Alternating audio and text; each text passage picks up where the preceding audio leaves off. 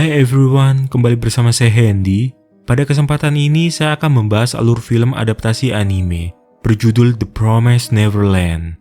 Film ini mengisahkan puluhan anak yang menghabiskan masa kecil di sebuah panti asuhan. 3 anak tertua ini menghabiskan hari-hari terakhir mereka di panti asuhan sebelum diadopsi. Namun di sisa hari, mereka menemukan fakta mengejutkan yang melibatkan mama, yaitu pengasuh tunggal yang bertanggung jawab mengurus semua anak di sana. Lambat laun mereka menyadari bahwa panti asuhan tersebut sebenarnya adalah peternakan manusia yang tinggal menunggu waktu hingga dipanen oleh para iblis.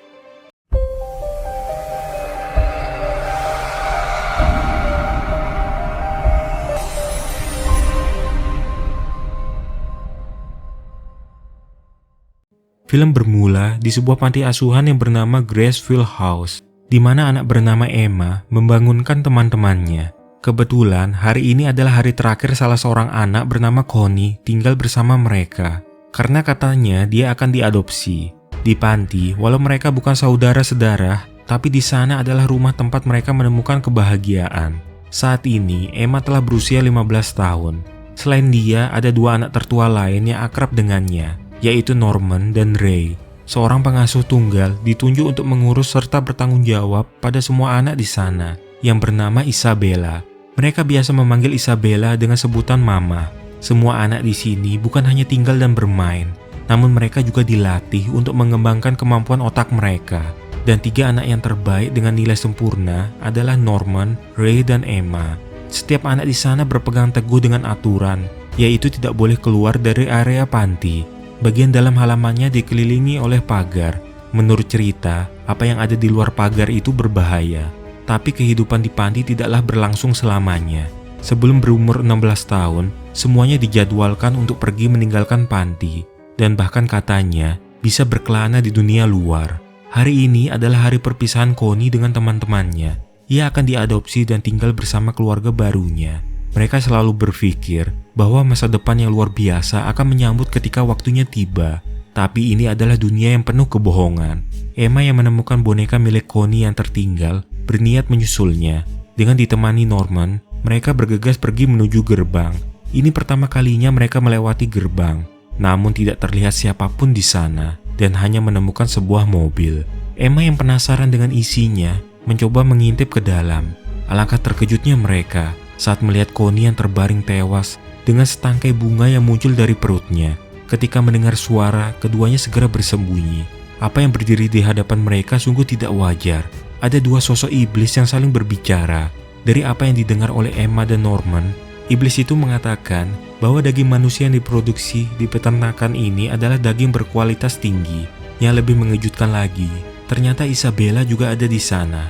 Ia berdialog dengan iblis lain yang meminta Isabella menyiapkan 3 ekor daging dengan nilai sempurna untuk dipanen. Namun tiba-tiba, iblis itu mengalihkan pandangannya karena mencium aroma manusia lain di sana. Beruntung Emma dan Norman lebih dulu kabur dari sana. Emma merasa tidak percaya dengan apa yang dilihatnya, kalau Connie telah dimangsa oleh iblis. Menurut Norman, jika tidak ingin bernasib sama buruknya, maka mereka harus keluar dari tempat itu. Sementara di dalam gerbang, Isabella mengetahui ada anak panti yang tadi berada di sana setelah menemukan boneka Connie yang ditinggalkan oleh Emma. Apa yang dilihatnya tadi sangat mengganggu pikiran Emma, kalau mereka hidup hanya untuk dimakan. Dan Graceville House bukanlah panti asuhan, melainkan peternakan manusia. Sedangkan Isabella adalah kaki tangan para iblis yang terus mengawasi mereka. Pagar yang mereka pikir ada untuk melindungi, sebenarnya untuk mengurung mereka. Jadi inilah alasan mengapa mereka tidak pernah menerima satupun surat dari anak yang sudah pergi. Untuk mengetahui apa yang ada di luar pagar, maka mereka melanggar aturan dan melewatinya. Namun yang mereka temukan adalah tembok yang menjulang tinggi. Demi membawa semuanya kabur dari sana, maka Norman akan memikirkan strateginya. Saat kembali, ada fakta lain yang mengharuskan mereka memikirkan ulang rencananya.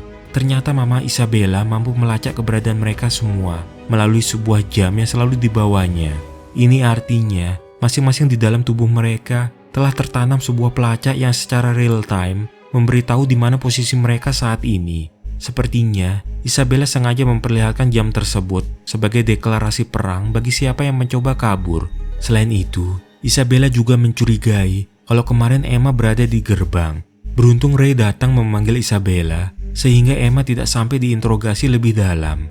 Rupanya Ray juga curiga pada Emma dan Norman saat melihat tingkah aneh mereka. Akhirnya mereka menceritakan kalau ada iblis yang memakan manusia dan mama mereka sebenarnya musuh.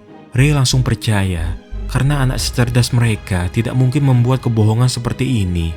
Tapi Ray khawatir kalau ternyata di luar adalah dunia iblis dan kemungkinan terburuknya tidak ada tempat bagi manusia untuk hidup. Meskipun berhasil kabur, mereka semua akan musnah. Tapi menurut Emma, jika tidak ada tempat untuk manusia hidup, maka mereka bisa membuatnya. Karena itu, dengan bantuan Ray, mereka tetap bertekad melarikan diri serta mengubah dunia. Dugaannya, iblis mengincar otak mereka, yaitu otak yang berkualitas. Karena itulah mereka dipaksa belajar, gunanya untuk mengembangkan otak mereka. Anak berusia kurang dari 6 tahun dan memiliki poin rendah yang dikirim. Sedangkan kalau sudah berusia 16 tahun, maka mereka akan dipindahkan tanpa syarat. Emma mengingat perkataan iblis pada malam tersebut, yaitu 3 ekor dengan nilai sempurna. Tentu yang dimaksud adalah Emma, Norman, dan Ray. Dari buku-buku yang ditulis oleh seseorang bernama Minerva, ditemukan kode Morse yang berbentuk kata, yaitu kecurigaan, lari, peternakan, kebenaran, berbahaya, dan yang terakhir adalah janji. Emma merasa ini akan memiliki peran penting untuk menuntun mereka. Jika memang benar ini pesan yang ditujukan untuk anak panti, ada kemungkinan sosok Minerva ada di dunia luar yang ingin mereka selamat. Keesokannya, Isabella memperkenalkan seseorang yang akan membantunya, yaitu Sister Crone. Hal ini cukup membuat Emma dan kawan-kawan merasa cemas dengan bertambahnya orang yang akan mengawasi mereka. Waktu yang tersisa sampai pengiriman anak selanjutnya adalah 2 bulan. Jadi sebelum itu, mereka harus segera memikirkan cara untuk membawa semuanya keluar. Sedangkan Isabella, ia memberitahu Sister Crone kalau rahasia tentang tempat ini sudah ketahuan. Oleh karena itu, Isabella ingin Crone memastikan tidak ada anak yang kabur sampai hari pengiriman. Keesokannya, Sister Crone ingin ikut bermain kejar-kejaran bersama mereka. Ia akan berperan sebagai iblis yang memburu semuanya. Rupanya, Sister Crone memiliki rencana licik. Jika dia bisa menemukan siapa penyusup di gerbang, maka ia akan mengambil alih jabatan mama dari Isabella. Waktu permainan adalah 20 menit. Walau bertubuh gemuk, Sister Crone sangat gesit dalam mengejar mereka. Satu persatu anak ia tangkap. Namun, ia belum berhasil menangkap anak dengan poin sempurna. Dan di antara ketiganya, cuma Emma yang berhasil ia tangkap. Ia terus memburu Norman dan Ray. Karena keduanya bukan anak sembarangan, Crone kehabisan waktu. Akhirnya, mereka memenangkan permainan. Untuk membantu mewujudkan rencananya, maka mereka membocorkan rahasia panti pada 2 anak tertua lain, yaitu Don dan Gilda. Awalnya Don tidak percaya dan sampai memukul Ray, tapi Emma berusaha menjelaskan kalau semua ini adalah kenyataan yang mereka dengar dan lihat sendiri. Karena Gilda tahu Emma menyayangi Isabella, maka ia percaya kalau Emma tidak mungkin berbohong. Begitu juga dengan Don yang akan ikut membantu. Rupanya secara diam-diam, Ray telah mempersiapkan alat-alat untuk membuat alat pelacak di tubuh mereka jadi tidak berfungsi. Keesokannya, mereka berencana untuk memanjat tembok. Tanpa disadari, Crone mendatangi mereka. Ia justru ingin mengajak mereka bekerja sama dengannya, sebab ia berambisi menjadi mama di peternakan terbaik dengan anak-anak yang terbaik. Jadi dia harus menyingkirkan Isabella jika ingin menjadi mama di sana. Demi mendapatkan informasi yang dibutuhkan, maka mereka mendatangi kamar Sister Crone. Dia memang belum pernah melihat dunia luar, tapi yang pasti, di luar sana ada manusia lain. Zaman dahulu adalah zaman perang. Iblis yang memangsa manusia melawan manusia menolak untuk dimangsa. Manusia dan iblis yang tidak ingin bertarung akhirnya saling membuat janji. Mereka akan membagi dunia tempat masing-masing dari mereka bisa hidup, sehingga iblis tidak akan memburu manusia dan manusia juga tidak akan membunuh iblis. Oleh karena itu, manusia mengirim sejumlah populasinya ke dunia iblis untuk dimangsa. Itulah awal mula dari peternakan ini. Mereka dibesarkan untuk dijadikan makanan. Di sana, Sister Crone memperlihatkan jam yang ia gunakan untuk melacak keberadaan mereka. Dan ternyata alat pelacak tertanam di telinga mereka. Sister Crone menduga kalau anak-anak ini sudah tahu tentang alat pelacak serta bagaimana cara menghancurkannya. Jika dia bisa menemukan alat ini, maka dia dapat menggeser posisi Isabella sebagai mama. Gilda yang melihat Sister Crone segera memberitahu teman-temannya. Dia menemukan alat yang disembunyikan di dalam sebuah boneka. Namun saat dia akan mengambil alat tersebut, tiba-tiba Isabella datang menyampaikan sebuah surat dari pusat yang isinya kalau Sister Crone ditempatkan sebagai mama di peternakan 4. Jadi sekarang juga ia harus membereskan barang-barangnya dan segera menuju gerbang. Hal itu membuat Sister Crown marah. Ia tidak akan membiarkan semuanya berjalan seperti keinginan Isabella. Karena itu, ia menaruh sebuah ballpoint di laci kamar anak panti. Ketika memasuki gerbang, ia bertemu dengan seorang wanita yang dipanggil nenek. Di sana, Sister Crown melaporkan kalau ada anak-anak dari peternakan 3 yang mengetahui rahasia tempat ini dan berencana kabur. Tapi nenek itu justru berkata, selama masih di bawah kendali, maka tidak masalah. Dan keistimewaan Isabella tidak dapat digantikan oleh Sister Crown. Seketika, iblis yang muncul langsung memangsanya. Di saat Ray akan mengalihkan perhatian Isabella, sementara teman-temannya pergi menuju tembok penghalang, ternyata Isabella sudah tahu rencana mereka, kemudian mengurung Ray di dalam kamar. Belum sempat memanjat tembok, mereka terkejut ketika melihat Isabella yang sudah berada di sana. Ia meminta Emma dan Norman untuk menyerah karena mustahil mereka bisa kabur. Emma berinisiatif menyerang Isabella, sedangkan Norman yang mencoba kabur segera menghentikan langkahnya ketika mendengar suara Emma yang menjerit kesakitan akibat kakinya yang dipatahkan oleh Isabella. Ia melakukan itu karena menyayangi mereka. Menurut perintah dari pusat, hari pengiriman Norman sudah ditentukan. Emma dan Ray menyarankan Norman untuk segera kabur, tapi Norman menolak. Sebab jika dia kabur, maka mereka berdua akan menjadi korban menggantikan posisinya. Mendengar itu, Emma tidak setuju jika sampai kehilangan keluarganya lagi. Bagaimanapun caranya, mereka akan membantu agar Norman bisa melarikan diri besok. Saat semuanya sudah tidur, Norman menemukan ballpoint yang sebelumnya ditinggalkan oleh Sister Crown di laci. Seperti rencana mereka kemarin, Norman bergegas kabur menuju tembok penghalang. Tapi setelah memanjatnya, apa yang dilihatnya membuat raut wajahnya seketika berubah. Beberapa saat kemudian, Norman kembali pulang. Ia menceritakan apa yang ada di balik tembok adalah tebing. Ketinggiannya juga tak bisa dilalui hanya dengan melompat. Setelah berjalan di sekitar tembok, hanya ada satu tempat yang memiliki jembatan.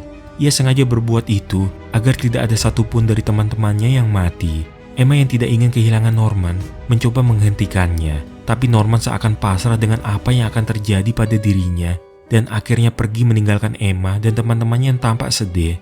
Di dalam gerbang, Norman bertemu seorang pria misterius yang mengaku sebagai sosok yang melindungi dunia ini. Menurutnya, ia berbuat seperti ini demi manusia. Para iblis cuma bisa hidup dengan memakan otak manusia. Karena itu, otak yang cerdas sangatlah berharga. Berkat anak-anak seperti Norman, banyak manusia bisa tetap hidup damai tanpa mengetahui apapun. Sebenarnya selain mereka, ada juga manusia yang berusaha untuk menolong para ternak, tapi sudah merupakan pekerjaan pria tersebut untuk mencari dan melenyapkan orang-orang itu. Bahkan, dia sudah melenyapkan Minerva. Mendengar itu tidak membuat Norman putus asa. Ia selalu percaya di dunia manusia ada orang-orang yang berusaha menolong mereka. Ibaratnya, jika hilang satu, maka akan tumbuh 1000. Jadi harapan itu akan selalu ada, dan teman-temannya pasti akan mengubah dunia ini. 2 bulan kemudian, Emma menghampiri Ray yang sedang sendirian. Besok Ray akan dikirim, dan ini adalah malam terakhirnya. Hingga saat ini antara Emma dan Ray tidak menyerah pada rencana mereka untuk kabur. Sewaktu Isabella mengawasi Emma, secara diam-diam Don bersama Gilda melatih anak-anak lain untuk persiapan kabur. Setelah memikirkan cara terbaik, rencananya Ray akan membakar Pandi. Dengan begini, markas tidak menganggap kalau ini adalah usaha pelarian, melainkan proses evakuasi. Agar membuat Isabella kerepotan, Ray berniat membakar dirinya juga. Ia tahu kalau Isabella tak mungkin mengabaikannya dan berharap supaya Emma tetap hidup. Seketika itu juga, api membakar seisi ruangan. Isabella yang datang sangat kaget melihat apa yang terjadi. Dari Emma, ia jadi tahu kalau Ray telah terbakar di sana. Melalui alat pelacak, Isabella melihat posisi Ray yang memang benar ada di sana. Ia pun segera menyuruh anak-anak lain untuk keluar dari gedung menyelamatkan diri. Sementara dia akan berusaha memadamkan api. Ketika Isabella tahu kalau Emma sudah tidak ada di sana, maka ia menyadari kalau mereka semua berusaha melarikan diri. Selain mereka, ternyata Ray masih hidup. Emma tidak akan membiarkan Ray mati. Dengan dibantu yang lain, mereka menyiapkan bahan-bahan sebagai pengganti Ray, serta mengeluarkan alat pelacak dari telinganya, kemudian membakar ruangan. Semua rencana ini ditulis oleh Norman pada selembar kertas dan juga ballpoint yang ia sembunyikan di bawah bantalnya. Anak berusia di bawah 4 tahun mereka tinggalkan, bukan berarti dia menyerah. Emma sudah berbicara pada Phil yang berusia 4 tahun kalau mereka pasti akan kembali 2 tahun kemudian sebelum Phil dan anak lain yang tersisa dikirimkan.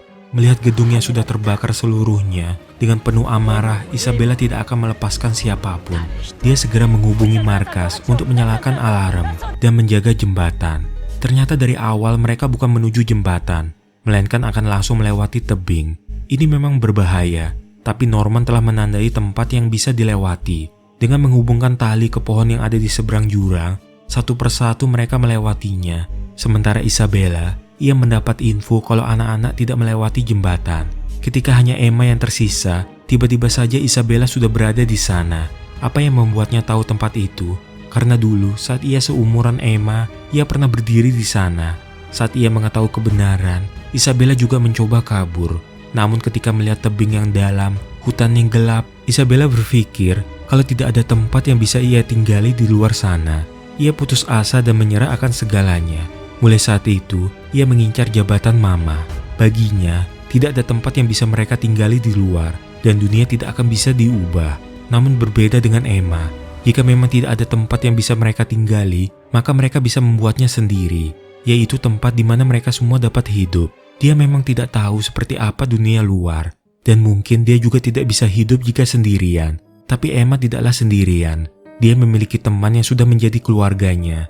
Isabella mengancam, jika Emma berani melompat, maka ia akan memotong talinya. Namun hal itu tidak membuat Emma gentar. Ia paham kalau Isabella yang telah membesarkannya sampai menjadi seperti ini. Semuanya berkat kasih sayang seorang mama. Emma percaya kalau dari dalam lubuk hatinya, Isabella pasti bangga melihat anak didiknya bisa mencapai tahap ini dan tumbuh menjadi dewasa. Akhirnya, setelah mengucapkan selamat tinggal, Emma pun melompat. Isabella yang awalnya berniat memotong tali, mengurungkan niatnya. Dengan perasaan sedih, ia membiarkan anak didiknya pergi dan berharap di depan sana ada cahaya yang akan menuntun mereka. Dari ballpoint yang ditinggalkan oleh Norman, muncul gambar burung hantu Minerva yang menunjukkan jalan yang harus mereka semua tuju. Sementara kondisi Isabella, ia harus bertanggung jawab atas semua kejadian ini dan pasrah menerima segala konsekuensinya. Apa yang akan menanti mereka di luar sana sangatlah tidak terduga. Yang jelas, ini baru awal dari semua perjuangan yang akan mereka hadapi. Tidak peduli semustahil apapun untuk melakukannya, tetaplah berusaha sampai akhir. Kalau itu tidak tercapai, teruslah mengulanginya dan berjuang hingga impianmu terwujud. Percayalah, di setiap keputusasaan dan kemustahilan akan selalu ada harapan yang tumbuh di atasnya. Sekian alur film The Promised Neverland ini berakhir. Terima kasih untuk kalian yang sudah menonton dan sampai jumpa di kesempatan lainnya.